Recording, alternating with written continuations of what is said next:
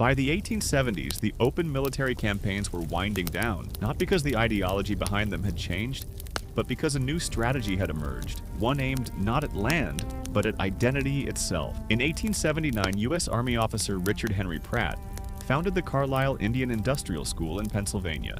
In a speech delivered years later in 1892, Pratt would state the school's founding philosophy plainly: kill the Indian in him and save the man. Over the following decades, tens of thousands of Native children across the United States were removed from their families, often forcibly, sometimes under threat of arrest to the parents who refused, and sent to boarding schools, many run by Christian churches under federal contract. Children had their hair cut, their names replaced with English ones, and were punished, often violently, for speaking their own languages. Malnutrition, disease, and abuse were widespread. In 2022, a U.S. Department of the Interior investigation identified over 500 recorded deaths at these schools, and investigators were clear that the true number is almost certainly far higher, since many school cemeteries were never properly documented. This was not incidental cruelty. It was policy, designed explicitly to sever a generation of children from their language, their religion, and their families. An act that international law, defined